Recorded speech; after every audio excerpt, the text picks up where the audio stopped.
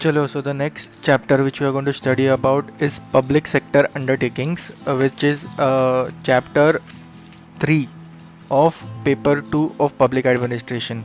ठीक है,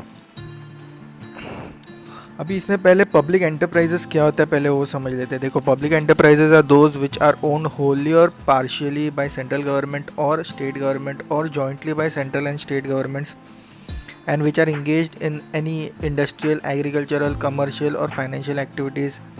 Okay, कोई भी सेक्टर में. Public enterprises in India are organized into 4 major patterns. मतलब उसके जो प्रिंसिपल फॉर्म्स है वो 4 है. एक तो है डिपार्टमेंटल अंडरटेकिंग्स, दूसरा है पब्लिक कॉरपोरेशंस, तीसरा है गवर्नमेंट कंपनीज एंड चौथा है होल्डिंग कंपनीज. ठीक है.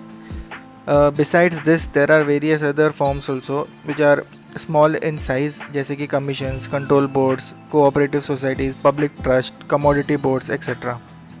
मतलब ये सारे basic forms of public enterprises हो गए. ठीक है.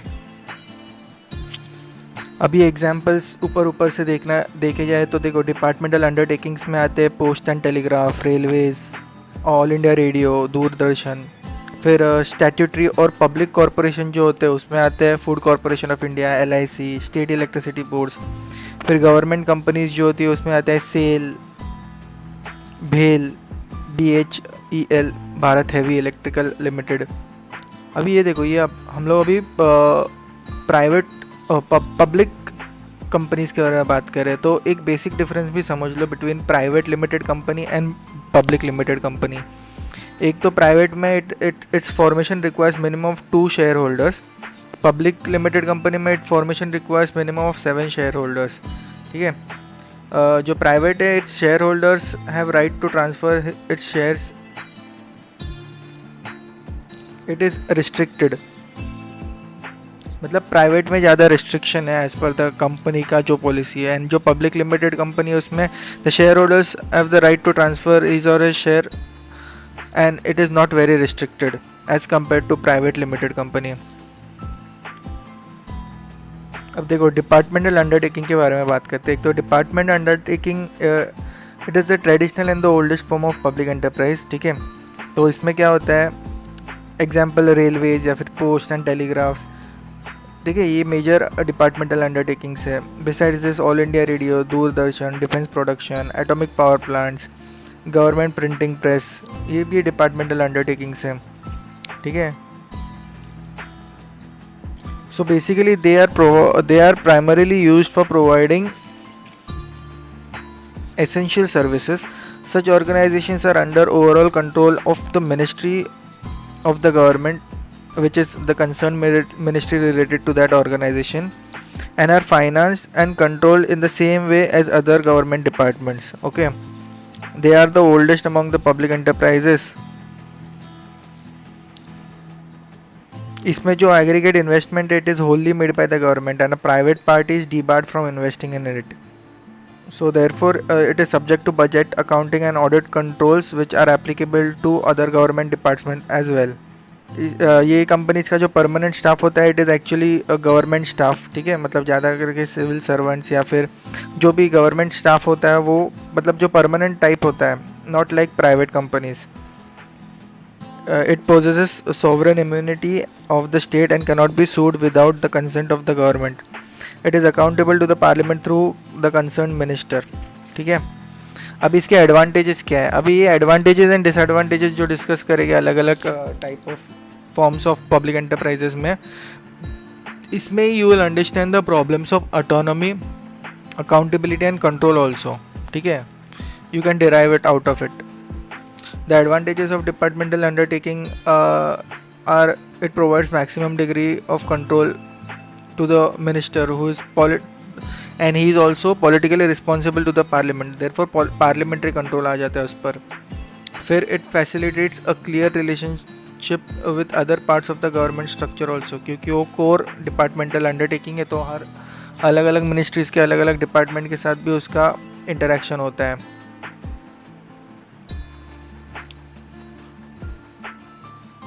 ठीक है, एज इस पर पार्लियामेंट्री कंट्रोल है, therefore it is most suitable for enterprises such as defence and strategic importance, national security, economic control, financial control and safeguarding public interest. ऐसे जो भी इंस्टीट्यूशन है उसके लिए ऐसा डिपार्टमेंटल अंडरटेकिंग इज़ सूटेबल। अभी डिसएडवांटेजेस क्या है? Disadvantages of departmental undertaking are it excessive control है उस पर, ठीक है, अभी इतना पूरा गवर्नमेंट का कंट्रोल है उस पर, देयरफॉर ऑटोनॉमी में प्रॉब्लम आता है। Flexibility, rules and regulations flexible नहीं होते इतने। Rigid financial and budgetary control होता है, या तो फिर इनोवेशन के लिए जगह थोड़ी कम पड़ती है। प्लस रेड टेपिज्म बढ़ता है, मतलब बेसिकली सेंट्रलाइजेशन बहुत ज़्यादा है, यही इसका मेन डिसएडवांटेज है।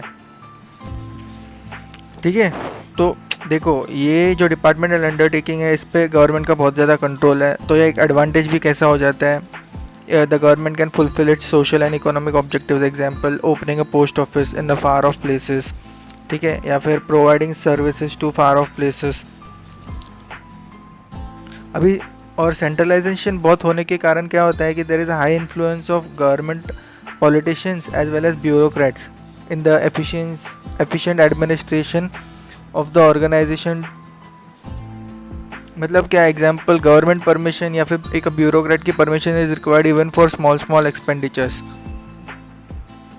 एंड एज ये सारे जो बड़े बड़े डिपार्टमेंटल अंडरटेकिंग्स है they are handled by civil servants, therefore वहाँ पे जो प्रोफेशनल एक्सपर्टीज़ है वो एरिया के लिए, समझो कोई रेलवेज़ के लिए या फिर पोस्ट डिपार्टमेंट के लिए, तो एक सिविल सर्वेंट वहाँ पे काम करेगा और एक एक्सपर्ट वो एरिया का काम करेगा, उसमें थोड़ा सा फ़र्क आएगा, तो एक्सपर्टीज़ का प्रॉब्लम होता है। ठीक है, तो ये हो गया डिपार्टमेंटल अंडरटेकिंग, उसके advantages and disadvantages, accountability, autonomy या फिर कंट्रोल के जो भी प्रॉब्लम्स हैं। Now we are going to talk about public corporation. ठीक है, a public corporation is a form of public enterprise develop in the second half of 20th century. Okay, अभी इसमें public corporation is also called as statutory corporations. ठीक है, they are actually considered as a corporate body created by parliament or state legislature by a special act which defines its powers, functions, management and its relation with the government departments. एक special act के अंदर even one और मोर organizations can be established. It is an autonomous body and it is free from government control with respect to its internal management. However, it is accountable to the parliament and state legislature for the result which it is showing and its objectives. अभी इसमें example क्या क्या आता है देखो, reserve bank of India, air India, state bank of India, life insurance corporation, ONGC, food corporation of India, state road transport corporations, state electricity boards, ये state के legislature से, एंड वो RBI, LIC, ONGC, ये सारे central government के legislation है। Actually the statutory corporation is suppose to be self sufficient in its financial matter because उनको internal autonomy दी गई होती है। However in case of necessity it can ask for loan और a financial assistance from the government. Generally ये practice है कि the board of directors are basically nominated और selected by the governments and which are mostly expert in that field. ठीक है, तो वही इसका एडवांटेज में वही आ जाता है कि it is manage mostly by experts. Also externally this board is accountable to parliament as well as state legislature from where it is legislated. Thus क्या होता है, it has the advantages of both departmental undertaking as well as private enterprises. तो दोनों का मिला के ये public enterprise जो स्टैट्यूटरी कॉरपोरेशन बनते हैं या फिर पब्लिक कॉरपोरेशन बनते हैं, ये is a mixture of both departmental undertaking and private organisation. मतलब बेसिकली क्या, it runs as a business on the business principle plus it has a goal of welfare of the people as well.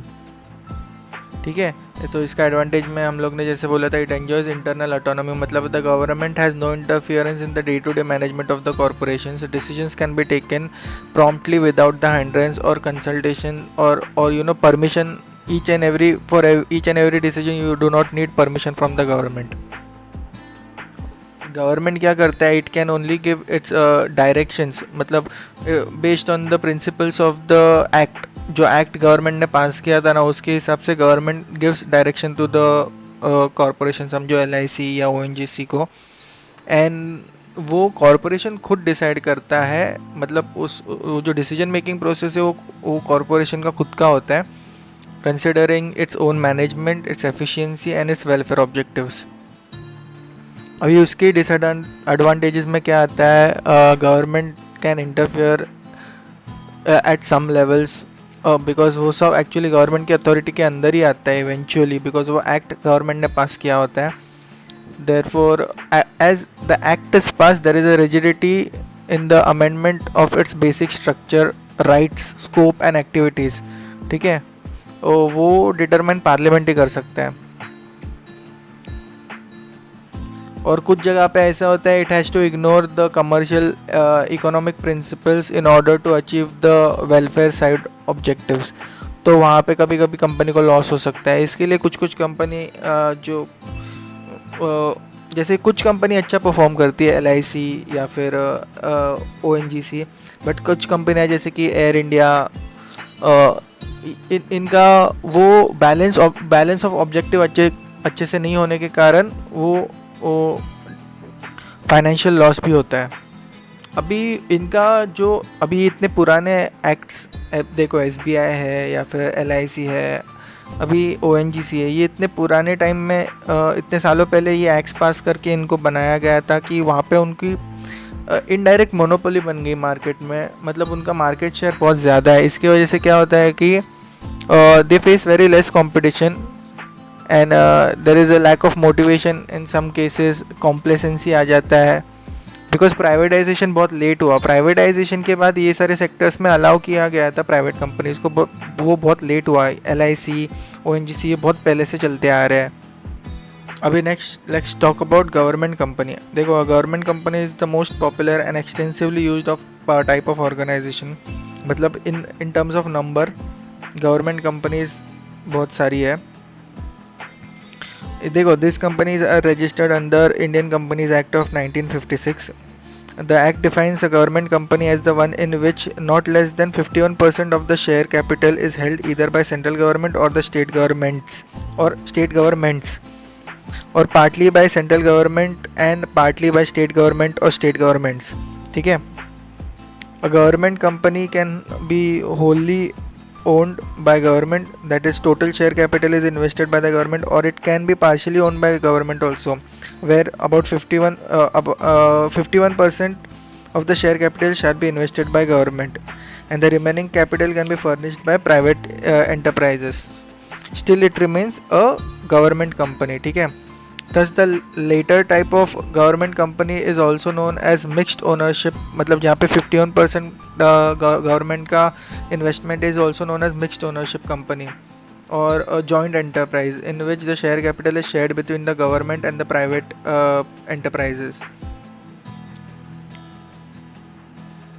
ये private can be anybody from either national or even FDI से भी। अभी 51% जब share capital है government का, तो the government becomes the de facto, मतलब the real control of the affairs of the company.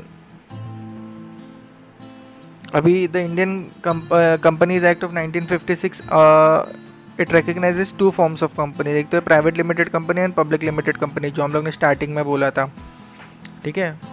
वो उसके शेयर होल्डिंग के इसके हिसाब से बनती है, private and public.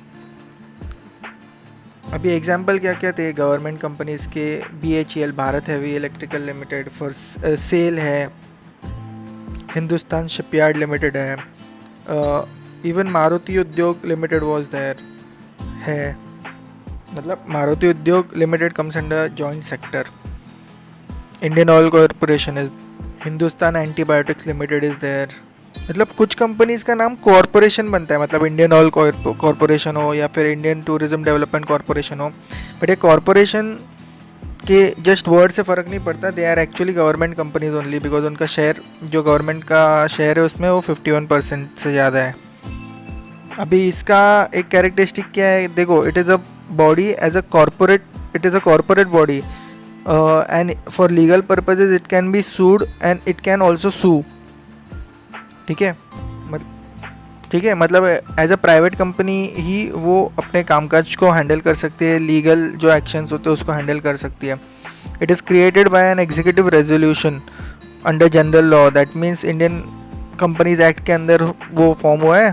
So executive does not need to seek any approval of the legislature. Executive खुद भी ही can allow formation of such company. It is ordinarily not subject to the strict budget, accounting and audit laws which are applicable to the government departments or government undertakings. मतलब government companies and government undertakings दोनों अलग है। ठीक है, और उसका जो first था वो पहले हम लोग ने वो पढ़ लिया, गवर्नमेंट डिपार्टमेंटल अंडरटेकिंग्स, और ये गवर्नमेंट कंपनीज का कॉन्सेप्ट अलग है। ये जो कंपनी है इनका जो रेम्यूनरेशन है या फिर रिक्रूटमेंट है, इट इज़ उसके जो कंडीशंस है they are determined by the company itself. इसमें गवर्नमेंट इंटरफियरेंस नहीं करता।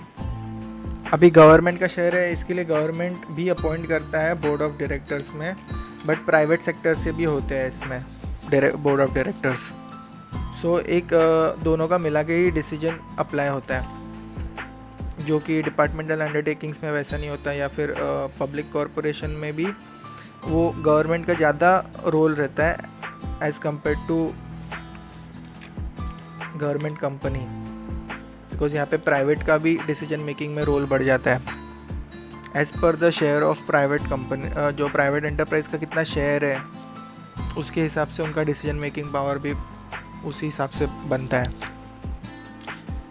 ये जो गवर्नमेंट कंपनीज़ है उनका जो डे टू डे फंक्शनिंग है वो बहुत ज़्यादा इंडिपेंडेंट होता है एज़ कम्पेयर टू पहले दो टाइप ऑफ एंटरप्राइजेस। ये थोड़ा कमर्शियल बेसिस पे भी चल सकते हैं। ठीक है, मतलब इनमें इतना वेलफेयर ओरिएंटेशन इतना नहीं होता जितना पब्लिक कॉरपोरेशन के कॉन्सेप्ट में था, जैसे कि LIC या फिर SBI, वहाँ पे वेलफेयर का कॉन्सेप्ट थोड़ा ज़्यादा है। और जो डिपार्टमेंटल अंडरटेकिंग्स है, department of post and Railways, वहाँ पे तो बहुत ही ज़्यादा है वेलफेयर का कॉन्सेप्ट। मतलब तीनों टाइप में इकोनॉमी और वेलफेयर का परसेंटेज अलग अलग है।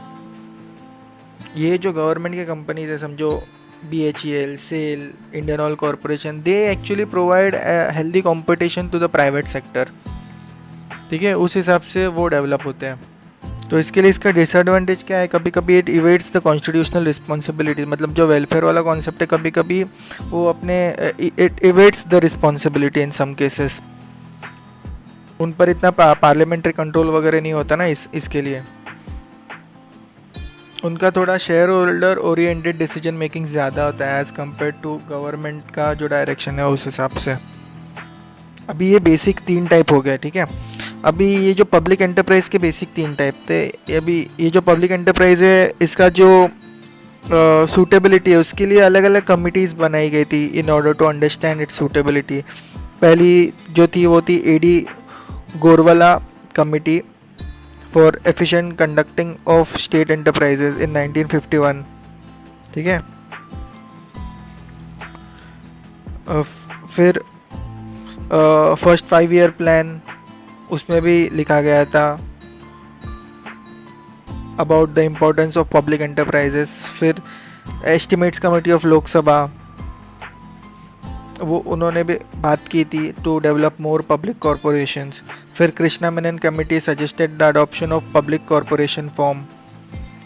ठीक है, the administrative reforms commission favours the adoption of public corporation form in general. मतलब पब्लिक कॉरपोरेशन फॉर्म को और डेवलप किया जाए, ऐसा ये ARC का भी मानना था, रिकमेंडेशन था। ये 3 टाइप हो गए मेन पब्लिक एंटरप्राइजेस। फिर छोटे छोटे टाइप्स में आते हैं होल्डिंग कंपनी। और holding company forms organisation which involves integration of all the companies which are operating in the same field or which have strong technical and commercial affinities with each other under common management. Thus such companies are called subsidiaries or which they are brought under common management of the holding company. A holding company is the one which has acquired majority stake in the ownership capital, ठीक है, and it is able to control the management of the subsidiary companies. Example क्या है इसमें, coal authority of India, gas authority of India limited. Actually SAIL भी steel authority of India limited भी अभी holding company, मतलब उसका ग्रोथ इतना बढ़ गया कि उसके नीचे बहुत सारे सब्सिडरीज आती है, तो उसको होल्डिंग कंपनी भी कंसिडर किया जाता है, ठीक है। अभी इसका रिकमेंडेशन कौन से कमेटी ने दिया था, अर्जुन सेन गुप्ता कमेटी ने दिया था for establishment of holding companies और which are called as sector corporations in some certain areas of economy. और जो अलग अलग और छोटे छोटे फॉर्म्स है उसमें आता है कंट्रोल बोर्ड, ठीक है। They are established for management of multipurpose river valley projects etcetera, मतलब they are created by executive resolution, ठीक है, ईदर ऑफ सेंट्रल गवर्नमेंट और स्टेट गवर्नमेंट, जैसे कि Kosi control board, Bhakra Beas management board, Nagarjuna Sagar control board. फिर है कंट्रोल बोर्ड के बाद public trust, they are established for managing service enterprises or for regulating the activities which affect the society in general. They are created by special acts of parliament. Examples of such enterprises are Port Trust, Unit Trust of India, Port Trust example याद रखना। फिर commission अलग अलग होते हैं public trust के बाद commissions. These are established to undertake developmental work in their own fields. They are created by special acts of parliament. Example of such enterprises are Tariff Commission, Khadi and Village Industries Commission, Forward Markets Commission and so on. फिर आता है Commodity Board. They are established to promote industrial development. They are created by special acts of parliament. The examples of such enterprises are Small Scale Industries Board, Coffee Board, Rubber Board, etc. फिर last है Cooperative Societies. They are established to undertake developmental and promotional activities, ठीक है. They are registered under Societies Registration Act. The example of such enterprises are Trade Fair Authority of India, Indian Dairy Development Corporation, etc. अब देखो public sector reforms के बारे में थोड़ा सा बात करते हैं। To improve the overall performance of Indian economy, the central government had announced in 1991 the new industrial policy. It came to be known as new economic policy and it had made radical departure from the Nehruvian economic philosophy which started in 1956, ठीक है। मतलब ये 1991 के concept के बाद, policy के बाद, it started the era of liberalisation which led to privatisation and eventually globalisation. Liberalisation मतलब basically free market economy, basically delicensing या फिर लाइसेंसिंग का जो रिक्वायरमेंट है वो थोड़ा कम कर देने का, वो सब। The private sector was allowed to be permitted to function freely in respect to investment, production and other manufacturing aspects. Privatisation में जो कॉन्सेप्ट है उसमें क्या क्या आता है, एक तो है डिसेंट्रलाइजेशन थ्रू डीनेशनलाइजेशन, मतलब क्या है, the changing of ownership of public enterprises fully और partially by giving it to private parties. फिर मतलब नेशनलाइजेशन एक कॉन्सेप्ट था और ये दूसरा कॉन्सेप्ट था उसका opposite, nationalisation of banks, nationalisation of company जो हम लोग सुनते हैं ना, ये उसका ऑपोजिट कॉन्सेप्ट है। दूसरा है deregulation, that is allowing of entry of private sector into areas which were exclusively reserved for public sector earlier. फिर है तीसरा operating contract, that is interesting the management and the control of public enterprises to the private parties, मतलब जो management है वो private parties को दे देना, multinational companies को अलाउ करना है इंडिया में, ठीक है। और इसके हिसाब से इंडिया फिर वापस ग्लोबलाइजेशन में इंटीग्रेट होना। ये रिफॉर्म्स की रिक्वायरमेंट क्यों पड़ी, एक तो था जो financial performance of public sector था वो इतना अच्छा नहीं था, तो लो रिटर्न्स आ रहे थे against the heavy investments which were done in public enterprises, and the government was in that time 1990s no longer in a position to provide budgetary support to sick enterprises. इसके लिए वहाँ पे और फिर competition की ज़रूरत थी to force the public enterprises to earn profits through improved efficiency. और वही टाइम पे जो ग्लोबल ट्रेंड था वो भी लिबरलाइजेशन, प्राइवेटाइजेशन, ग्लोबलाइजेशन की तरफ जा रहा था, इसके लिए इंडिया भी वो फ्लो में आगे गया। देखो, the private sector was itself ready to invest in huge amounts in infrastructure areas, तो गवर्नमेंट का लोड कम हो रहा था, इसके लिए गवर्नमेंट अलाउड इट। और फिर एक्सटर्नल इन्फ्लुएंसिंग फैक्टर जैसे कि एमएनसीज, वर्ल्ड बैंक, आईएमएफ, हर जगह पर ग्लोबलाइजेशन की, प्राइवेटाइजेशन, लिबरलाइजेशन की बात हो रही थी, जहाँ जहाँ इंडिया मेंबर था, इसके लिए वो पॉलिसी 1991 की new industrial policy we started. तो 1991 की जो न्यू इंडस्ट्रियल पॉलिसी, उसमें क्या कहता है, एक तो था कि the public sector investment will be confined to only strategic and essential infrastructure areas and बाकी सब प्राइवेट के लिए ओपन धीरे धीरे किया जाएगा। Some areas will be open selectively and some areas will be open fully, और जो chronically sick public enterprises they will be refer to board for industrial and financial reconstruction, ठीक है, for the revival and rehabilitation. Rehabilitation मतलब उसके जो members थे, वो assets जो है, वो जो वर्कर्स थे, एम्प्लॉयज़ थे, उनका केयर लेना भी, ये भी गवर्नमेंट का काम था, इसके लिए वो बोर्ड को डेवलप किया गया। फिर जो प्राइवेट कंपनीज है उनके साथ MOU के कॉन्सेप्ट के साथ मैनेजमेंट का शेयरिंग बढ़ा, और इस हिसाब से वो प्राइवेटाइजेशन बढ़ते गया पब्लिक एंटरप्राइजेस का। और धीरे धीरे it was decided that the budgetary support to the public enterprises would be progressively reduce and the privatisation will be increased, ठीक है। फिर इम्प्लीमेंटेशन कैसे हुआ, एक तो पहले भी एज वी सेड, एक तो जो स्ट्रेटेजिक एरियाज़ है जैसे कि एटॉमिक एनर्जी, मिनरल्स, या फिर इवन रेल ट्रांसपोर्ट, जो कोर एसेंशियल सर्विसेज जो है उनको अलग करके अभी गवर्नमेंट सिर्फ उस पर ही फोकस करेगा, जो डिज़र्व करते हैं वो एरियाज़ को, वही फोकस, वहाँ पे ही गवर्नमेंट अपना पूरा एनर्जी, इकोनॉमी, फंड्स, फंक्शनरीज डालेगा, और बाकी धीरे धीरे ओपन करेंगे प्राइवेट के लिए। तो ये फर्स्ट स्टेज था। फिर जो 6 यूनिट्स थे उसको क्या किया, वो जो board for industrial and financial reconstruction था उसको डेवलप किया, जो चेक करता था सिकनेस ऑफ द कंपनी, और फिर रिकमेंडेशन देता था वो बोर्ड कि अभी इसके आगे इसका कैसा you have to develop, or you have to rehabilitate the people, or anything which is required to make this company more efficient or to move it towards privatization. फिर है गोल्डन हैंड शेक का concept, मतलब in 1988 the government initiated the voluntary retirement scheme VRS to help the public enterprises to shed excess manpower. This scheme came to be popularly known as Golden Handshake policy, as the workers get a handsome amount from enterprises at the time of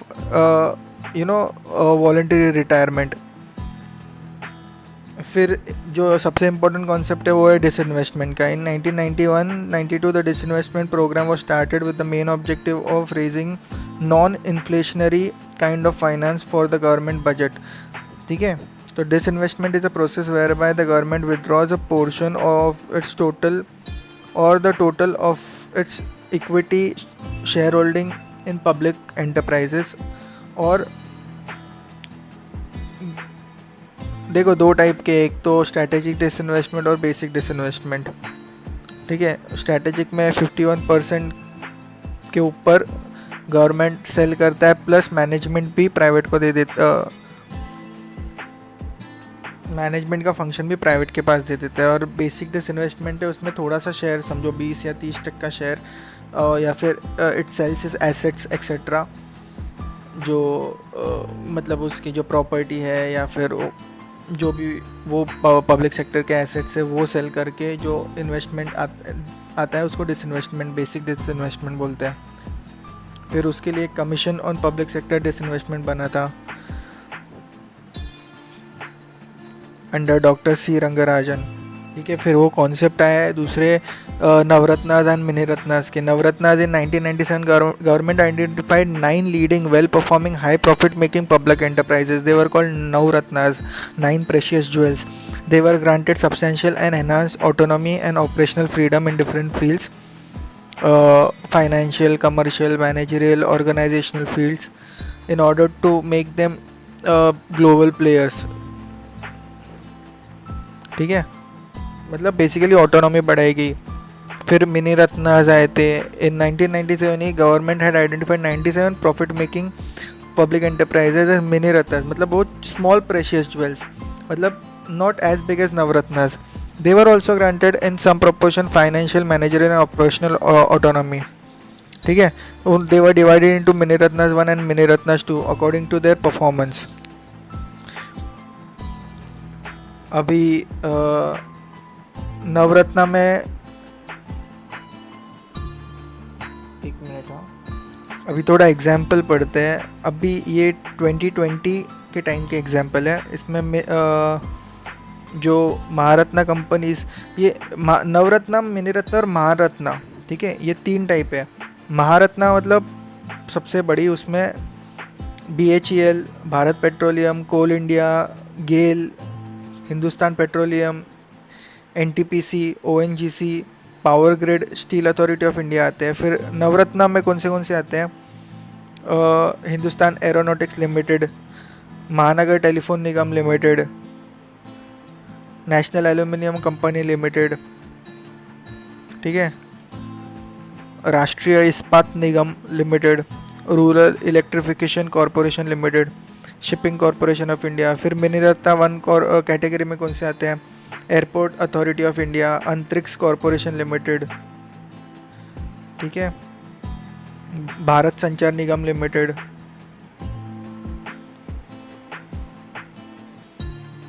Chennai petroleum corporation limited, Goa shipyard limited,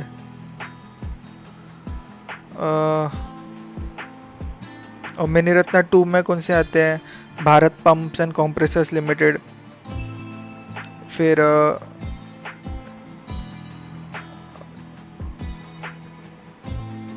central railside warehouse company, Rajasthan electronics instruments limited. अब ये जो Maharatna companies है, मतलब उनका जो investment है वो 5,000, investment ceiling 5,000 crore तक जाता है. वो उसके अलग अलग क्राइटेरिया है तीनों, महारत्ना, नवरत्ना, मिनी रत्ना 1, 2 के, वो चेंज हुए हैं बजट में. वो उसको करंट अफेयर्स में से पढ़ना, ठीक है. ये एग्जाम्पल्स थे कंपनीज के. ये फ्लक्चुएट भी हो सकते हैं विद टाइम. कोई कंपनी महारत्ना में जा सकती है, कोई कंपनी नवरत्ना में, कोई कंपनी मिनी रत्ना में आ सकती है. सिर्फ एग्जाम्पल्स थे, ठीक है. ये महारत्ना का जो कॉन्सेप्ट है, it came in 2009. Okay, the government had introduced approved a new scheme called Maharatna scheme. मतलब इसमें हायर नवरत्ना जो कंपनीज थी उनको महारत्ना में कन्वर्ट किया गया था, ठीक है. तो इम्पोर्टेंट कंपनीज जो है NTPC, SAIL, ONGC, Indian oil corporation, सारे महारत्ना में चली गई. फिर और लास्ट कॉन्सेप्ट जिसमें से पब्लिक एंटरप्राइज के साथ गवर्नेंस होता है वो है memorandum of understanding. The system of memorandum of understanding MOU was introduced in 1987-88, ठीक है. The MOU is an agreement between the government की कोई ministry and the public enterprise management, public enterprise का जो मैनेजमेंट है उसके साथ, to grant autonomy to the latter, मतलब जो पब्लिक एंटरप्राइज है उसको, to reduce the day to day interference of ministry in the management of the public enterprises. It defines the obligation of both the parties, मतलब ministry as well as public enterprises, for improving the public performance. It makes public enterprises management responsible and accountable for the results which it has given या फिर it has accepted in the MOU to deliver. Thus it is a system of annual performance contract between the ministry and the enterprise. It was recommended by Arjun Sen Gupta committee, मतलब the committee which was to review the policy for public enterprises in 1986. It is the Indian version of French performance contract system and Korean signaling system, जिसको MOU system बोलते हैं India में, memorandum of understanding. तो basically वो MOU में determine करते हैं कि गवर्नमेंट ये प्रोवाइड करेगी, पब्लिक एंटरप्राइजेस को ये चीज़ें चाहिए, एंड फिर इसमें ये भी डिसाइड होता है कि पब्लिक एंटरप्राइज क्या क्या रिजल्ट्स डिलीवर करेगी, और फिर एनुअली वो अकाउंटेबिलिटी दी जाती है उसकी कि बाबा वो रिजल्ट्स अचीव हुए या नहीं। अभी लास्ट छोटा कॉन्सेप्ट है कॉरपोरेट गवर्नेंस का। देखो, India has the largest number of listed companies in the world, ऐसा as per current data, change भी हो सकता है। And the efficiency and the well-being of such large financial market is critical for the economy in particular of India as well as global economy. So it is imperative to design and implement a dynamic mechanism of corporate governance which protects the interest of relevant stakeholders without hindering the growth of the enterprises. तो corporate governance का भी concept important है in order to increase the overall economy. The corporate governance involves set of relationship between the company management, the board of directors, the shareholders, its auditors and its stakeholders, its employees also। ठीक है, तो उसमें उसी हिसाब से to develop it, मतलब एक efficient development हो, उस हिसाब से उसके प्रिंसिपल्स हैं।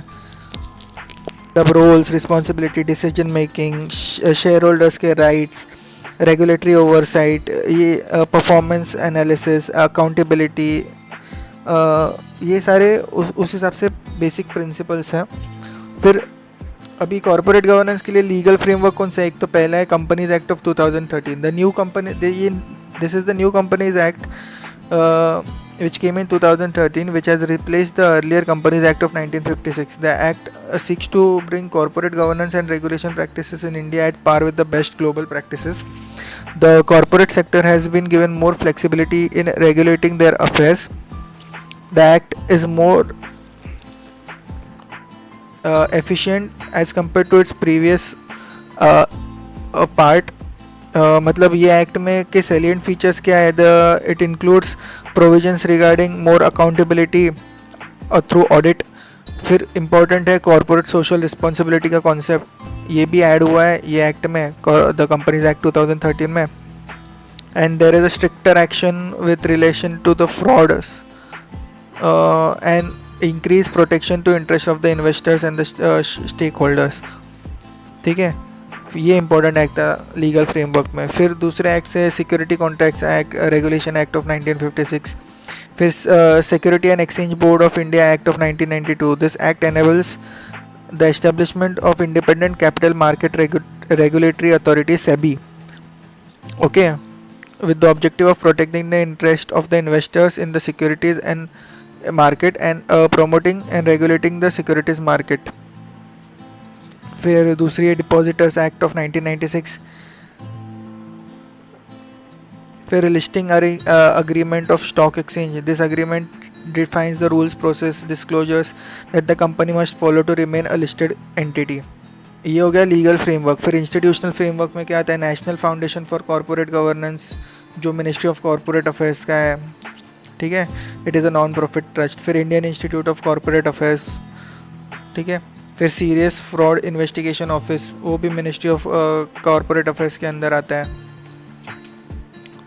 फिर अलग अलग कंपनीज का कमिटीज़ भी आई थी रिलेटेड टू कॉर्पोरेट गवर्नेंस। एक तो है CII कोड कमिटी ऑफ 1998, मतलब confederation of Indian industries which recommended voluntary code of best practices to be followed by corporates for improving the efficiency of corporate governance, जिसका नाम था Desirable Corporate Governance Code, which was released in 1998, ठीक है। फिर Kumar Mangalam Birla committee of 1999, ये company it was set up bye SEBI had set up a committee under Kumar Mangalam Birla to promote and raise the standards of good corporate governance. It gave clause 49, which is related to the corporate governance practices that the listed companies must follow. फिर Naresh Chandra committee of 2002, it was appointed by Ministry of Corporate Affairs. It spoke about auditor company relationship, prohibition of audit firms to provide a non-audit services, या फिर compels audit related जो भी था CEO CFO के साथ जो relation है auditor का, वो सारे उसमें के एफिशिएंसीज, अगर वहाँ पे कोई लूप होल है। फिर percentage of independent directors, minimum board size, ठीक है, disclosure during the public meetings, during the board का मीटिंग्स, वो भी इम्पोर्टेंट था। सारे रिकमेंडेशंस थे of Naresh Chandra committee of 2002, फिर Narayana Murthy committee of 2003। It was also set up by SEBI too, he spoke about risk management, director का कॉम्पनसेशन या फिर conduct of the directors, financial disclosures of the company. फिर लास्ट था जे ईरानी committee of 2005। बाकी बाद में बहुत सारे कमिटीज़ भी आई थी। This company exclusive spoke about company law, ठीक है। तो ये सारी चीज़ें मिलकर एक बेसिक एंटरप्राइज सिस्टम, जिसमें पब्लिक एंटरप्राइज, प्राइवेट एंटरप्राइज, फिर एफडीआई का कॉन्सेप्ट और उससे development of economy, privatisation, liberalisation and globalisation develop हुआ है after 1991 and even before that through departmental undertakings and other public corporations, ठीक है। अभी इसमें जो हम लोग ने एलपीजी के बारे में बात किया, लिबरलाइजेशन, प्राइवेटाइजेशन एंड ग्लोबलाइजेशन, उसका जो इम्पैक्ट्स है वो भी एक सब टॉपिक है ये चैप्टर में। बट ये जो सेम सब topic it is covered in chapter 1 of paper 1, ठीक है, where we have spoken about liberalisation, privatisation, globalisation and its impact. तो वो वहाँ से पढ़ लेना। तो ये चैप्टर कंप्लीट हो गया।